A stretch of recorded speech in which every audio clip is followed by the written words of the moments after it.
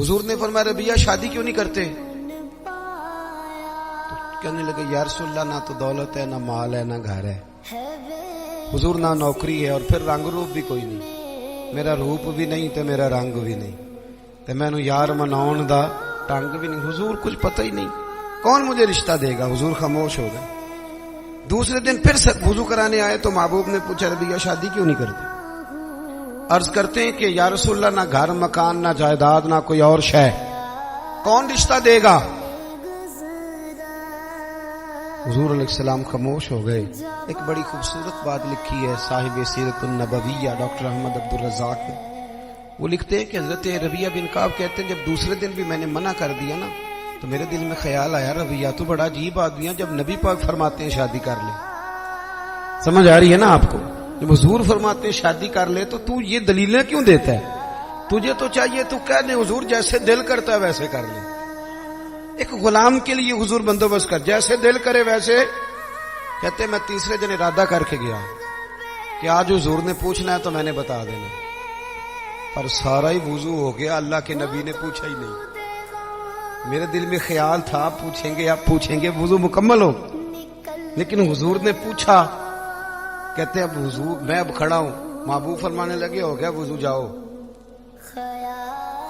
فرماتے ہیں میں پلٹ کے دیکھتا ہوں، دروازے سے باہر گزرنے لگا نا تو ایک دفعہ میں نے پھر پلٹ کے دیکھا، محبوب اپنے معاملات میں مشغول تھے۔ جب میں پیر باہر رکھنے لگا تو آواز دی اور مسکرا کے آواز دی۔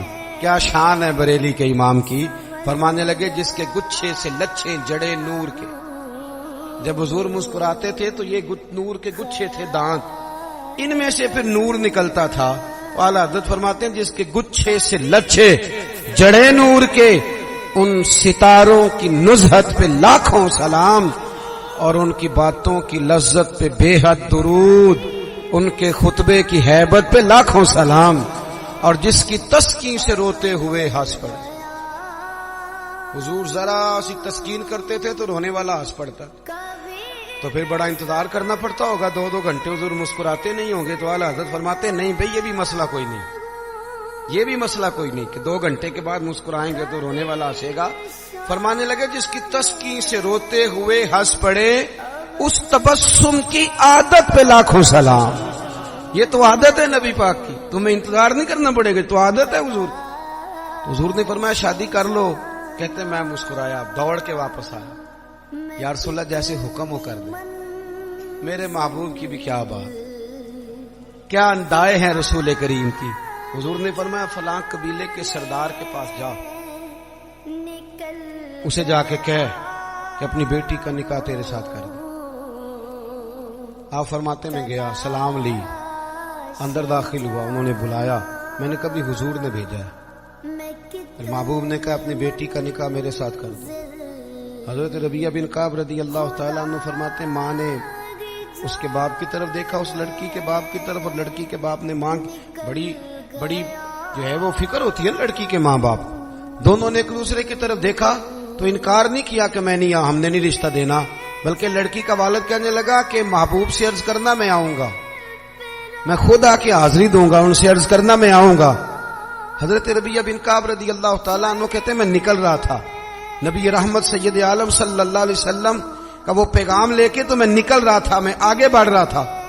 فرماتے جب میں دروازے سے باہر ہوں، توجہ ہے نا میرے دوستوں، کہتے ہیں جب میں دروازے سے باہر ہونے لگا نا، پیر رکھنے ہی لگا تھا، تو وہ لڑکی پردے کے پیچھے سے بولی، توجہ ہے میری بات پر، وہ خاتون پردے کے پیچھے سے بولی اور بول کے کہنے لگی غلام ٹھہر جا۔ تو میں نے پلٹ کے دیکھا، میں رک گیا تو اپنے ماں باپ کو مخاطب کر کے کہنے لگی ابا جی آپ کو میری فکر ہے نا، اماں جی آپ کو میری فکر ہے نا، آپ مجھے نبی کریم کے حوالے کر دیں، مجھے امید ہے رب رسول مجھے کبھی ضائع نہیں فرمائیں گے، اللہ نبی مجھے ضائع۔ حضرت ربیہ بن کعب کہتے ہیں میں واپس آ گیا، سارا بندوبست حضور نے کر کے دیا، سارا بندوبست۔ اب بات کو سمجھیں، دین ہر جگہ انسان کا خیال کرتا ہے۔ فرماتے ہیں نبی پاک صلی اللہ علیہ وسلم حضرت عثمان غنی کو بلایا، فرمایا کھجور کی گٹھلی کے برابر ہونا چاہیے۔ حضرت عثمان کہنے لگے حضور حاضر ہو جائے گا۔ فرمایا عثمان پوچھو گے نہیں میں نے کیا کرنا ہے؟ عرض کی حضور بتا دیں کیا کرنا ہے؟ فرمایا ربیہ کی شادی ہے، اس نے اپنی بیوی کو حق مہر دینا۔ پھر حضرت حارثہ بن نعمان کو بلایا، فرمایا ایک بکری کا بندوبست کر، ذبح کر کے پکانا ہے۔ پوچھو گے نہیں کس لیے؟ حضور حکم کرے۔ فرمایا میرے ربیہ کی شادی ہے، اس نے ولیمہ کرنا ہے۔ کہتے پھر محبوب نے مجھے اپنی جیب خاص سے، کرم سے، فضل سے کچھ پیسے دیے۔